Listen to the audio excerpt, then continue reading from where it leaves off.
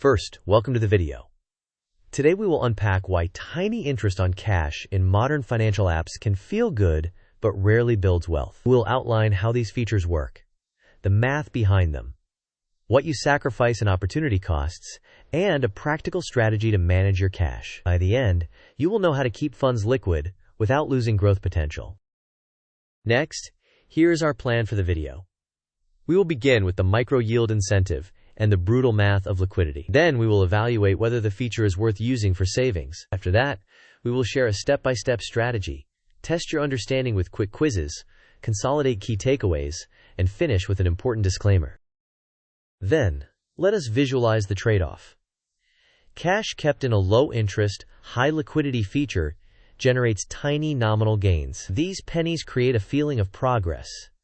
But inflation reduces purchasing power faster than those gains accumulate. Conversely, purpose-built savings vehicles like high-yield savings accounts or government bills usually provide meaningfully higher expected yields while remaining relatively safe. The core idea is that liquidity is useful for spending, but not an effective engine for long-term growth.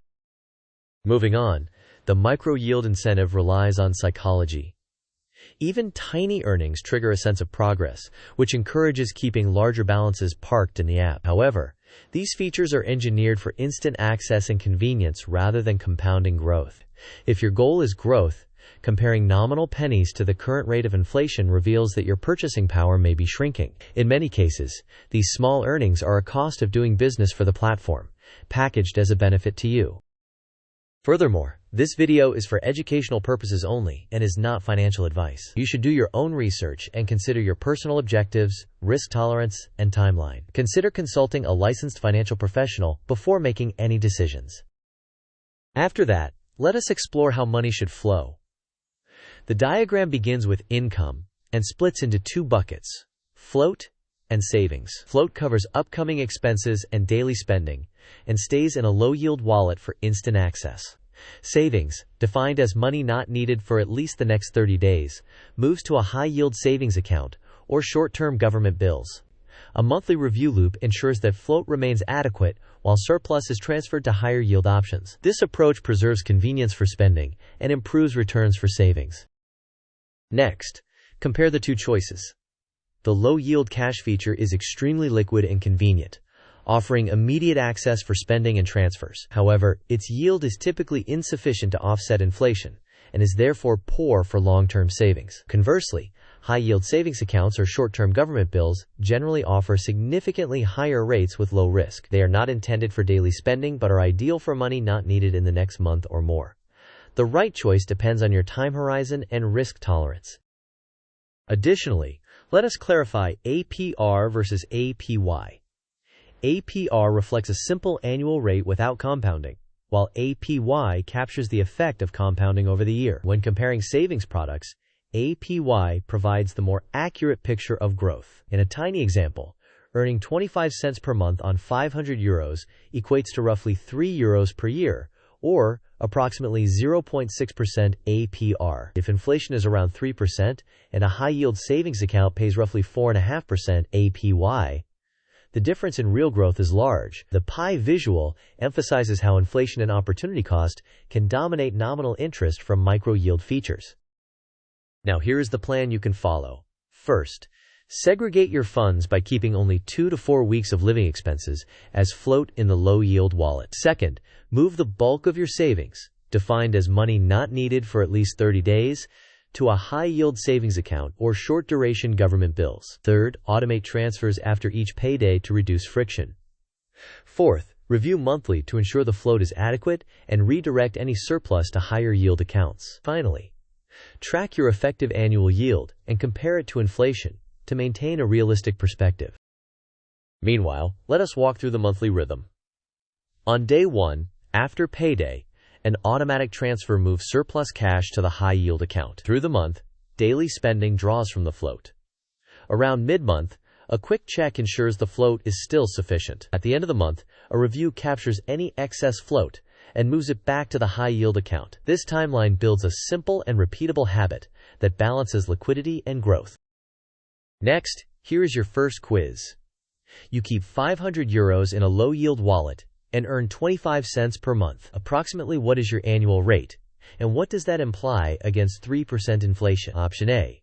About 0.6% APR. You are likely losing purchasing power. Option B. About 6% APR. You are beating inflation. Option C. About 0.06% APR. You are matching inflation. Option D. About 3% APR.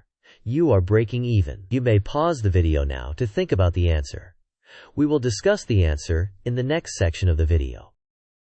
Then, the correct answer is approximately 0.6% APR, and you are likely losing purchasing power. 25 cents per month multiplied by 12 equals 3 euros per year, which divided by 500 euros yields about 0.6%.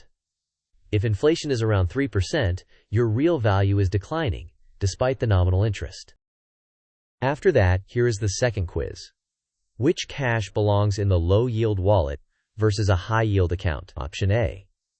Low yield holds the next 2 to 4 weeks of expenses, while high yield holds money not needed for 30 days or more. Option B. Low yield holds all emergency savings, while high yield holds funds for bills due this week. Option C. Low yield holds long-term savings, while high yield holds daily spending cash. Option D.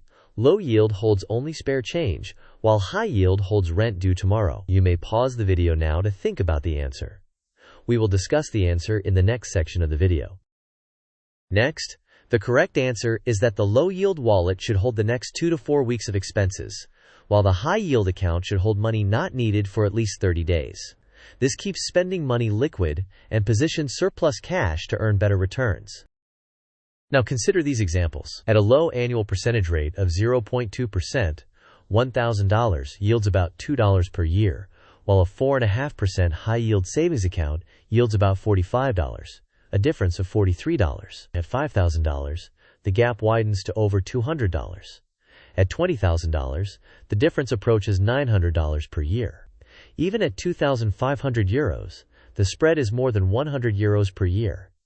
These illustrative figures demonstrate the cumulative cost of leaving large balances in low-yield features.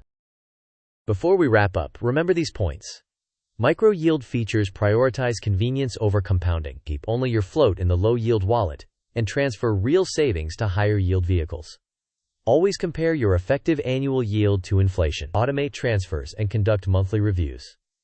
Finally, quantify opportunity cost so that decisions remain anchored in measurable outcomes.